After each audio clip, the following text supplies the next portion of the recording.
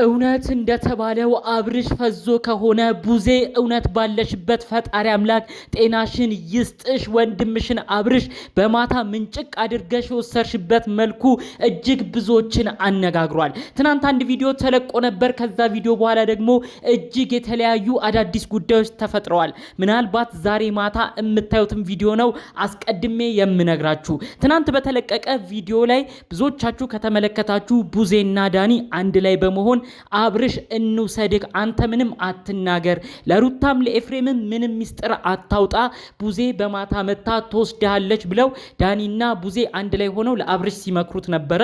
አብርሽንም ሁሉንም ነገር በሚስጥር ይዞ ሊወስዱት ጥረት እንዳረጉ እንዲሁም ቡዜ በማታ ወስደው ማንም ሳይሰማ አብርሽን ወደ ራሷ ለማድረግ እንዳቀዱ እንደተመካከሩ በቪዲዮ አይተን ነበር። ታዲያ ከዛ ቪዲዮ በኋላ የተከሰተው ክስተት እጅግ ትርምስምስ ያለ ጉር ነበረ። እነ ሩታም በህዝብ ፊት ተዋርደዋል። ምን እንደተከሰተ በዝርዝር ነው አስቀድሜ የምነግራችሁ። ወንድማችን አብርሽ እውነትም ፈዞ ነበር። አሁን የሚገኘው ከቡዜ ከእህቱ እጅ ነው። በዝርዝር አስደምጣችኋለሁ። ደስ የሚል መረጃ ነው ይዤ የመጣሁት። ሁላችሁም በአብርሽ ጉዳይ ተጨነቃችሁ ደስ ይበላችሁ። አሁኑኑ ቪዲዮ ላይክ በማድረግ ጀምሩ። ዛሬ የደስታ ዜና ነው። እኔንም በላይክ አንበሽብሹኝ። ቀጥታም ይዤ ወደ መጣሁት ዝርዝር መረጃዎቼ ነው እማመራው። ቡዜ እንግዲህ አብርሽ ጋር ከተቀጣጠሩበት ሰዓት ላይ አብርሽ ምን እንደሆነ አይታወቅም። ራሱ አስቦም ይመጣል ባልተባለበት ሰዓት ነው እንግዲህ ፈጣሪም ለሱ ሲልለት ይሁን አይታወቅም፣ ብቻ ራሱ አመላክቶት ወደ እህቱ ቡዜ ነው ሄደው። ታዲያ ቡዜ ጋር ሲያመራ ወደ ተቀጣጠሩበት ቦታ ሲሄድ ሩታ ምንድነው ወዴት ነው የምትሄደው ብላ ጭቅጭቅ ተፈጠረ።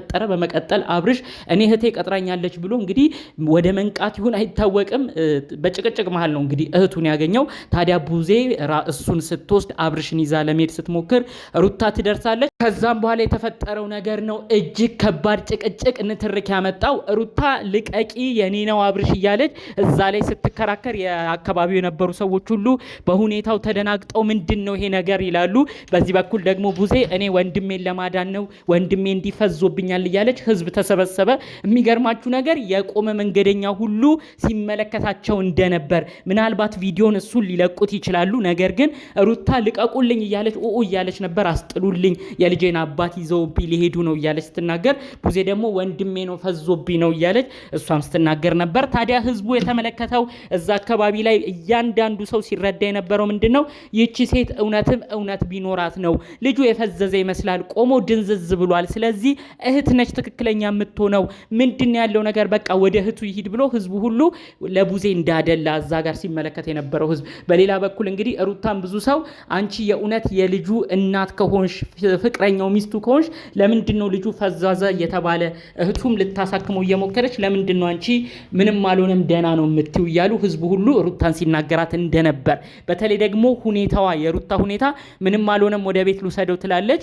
እዛ ላይ ደግሞ አብርሽን በቪዲዮ በተከታታይ ካያችሁት ፍዝዝ ብሎ የሚባለውን ነገር ነው የሚያደርገው። ስለዚህ ህዝቡ እዛ ራሱ ለመገላገል እነዛ ቡዜና ሩታ ሲጨቃጨቁ ህዝቡ ተሰብስቦ ለመገላገል የቆመው ህዝብ ራሱ አብርሽን በደንብ ተመልክቶ ይሄ ልጅ እኮ ፈዟል የሚሄድበትንም አያቅም፣ ስለዚህ ወደ እህቱ መሄድ አለበት ብለው እንዳዋከቧቸው ዝርዝር መረጃው ደርሶኛል። ከዛም በመቀጠል ቡዜ በስተመጨረሻ ወንድሟ አብርሽን የምትሳሳለትን ታናሽ ወንድሟ በብዙ ነገር በብዙ ጣውረድ አብረው ክፉ ደግ ያሳለፉትን የብዙ ጊዜ ትውስታ ያለባትን ወንድሟ ወደ ራሷ አቅፍ እንዳስገባች መረጃው እየደረሰኝ እጅግ ያስደስታል። እንግዲህ ከሰሞኑ ባሉት ጉዳዮች ብዙዎቻችሁ ታስታውሳላችሁ። አብርሽ በጤናው እንዳልሆነ ብዙዎቻችን ስንናገር ነበር። መሀል ላይ ደግሞ የተለያየ መረጃ መምጣት ጀመረ። አብርሽ አውቆ ነው የፈዘዘው፣ ሄርሜላ ከህይወቱ እንድትወጣ ነው እንዲያረገ የሚገኘው የሚባል መረጃም ሲደርሰን ደግሞ እንዲም ስንናገር ቆይተናል። ነገር ግን ህዝቡ ተሰብስቦ የነበረበት ደግሞ እንግዲህ ህዝብ ተሰብስቦ እንኳን አብርሽ እንደዚህን ያህል ደረጃ አውቆ እንደዚህ ያደርጋል ብለን አላሰብንም።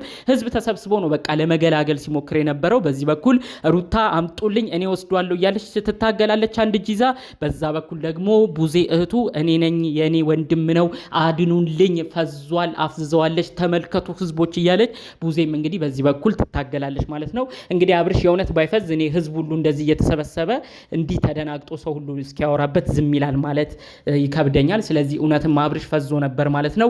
ቡዜ እባክሽ አሁን እነ ሩታን የማያገኝበት ነገር ይደረግ።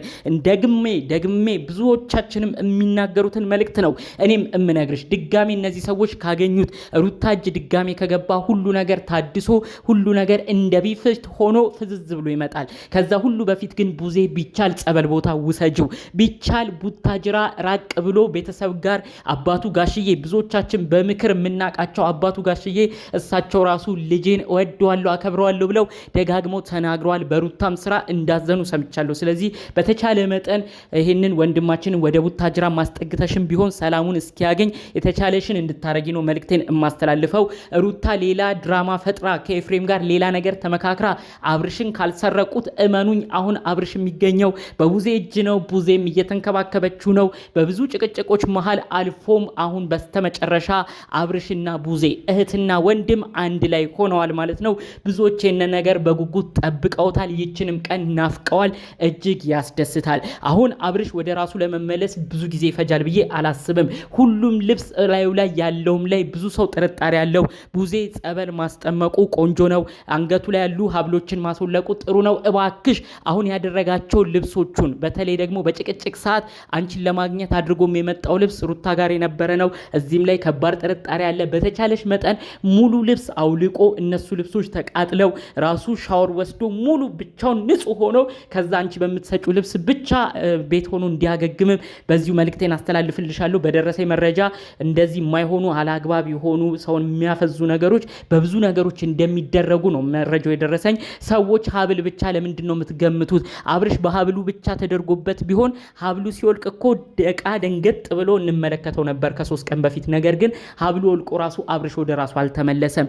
ይህ የሚያሳየው በልብሶች ሁሉ ተደርጎበታል። ስለዚህ ይሄንን ልጅ ማዳን ከተፈለገ ሁለመናው ላዩ ላይ ያለው ነገር መውለቅ አለበት ብላ ነው እንግዲህ አንዲት እህቴ ደግሞ በውስጥ በጣም በዝርዝር ይህን መልእክትም አሰሙ ለእህት ለወንድሞቹ መረጃው ይሰማ እያለች ስትነግረኝ የነበረው። ስለዚህ ቡዜ የሚሰጡ ሀሳብ አስተያየቶችን እንደ ቀልድ አትመልከቺ።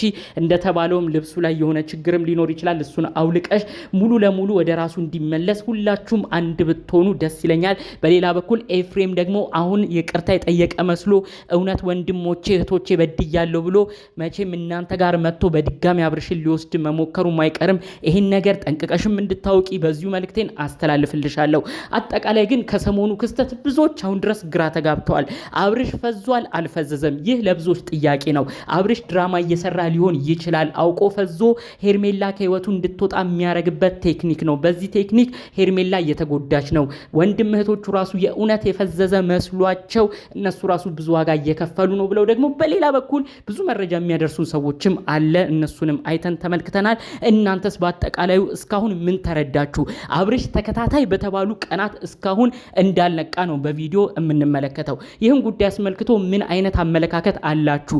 እውነት ቡዜስ ፈዞ ከሆነ ምን ማድረግ አለባት? ይህንን በጨዋነት ያላችሁን ሀሳብ አስተያየት በኮሜንት ብታሳውቁኝ ደስ ይለኛል። በጠቅላላው ይዤ የመጣሁት መረጃ ይህን ይመስል ነበር። በሌሎች ቪዲዮቻችን እስክንመጣ ሰላሙን ሁሉ ተመኘውላችሁ። ሰላም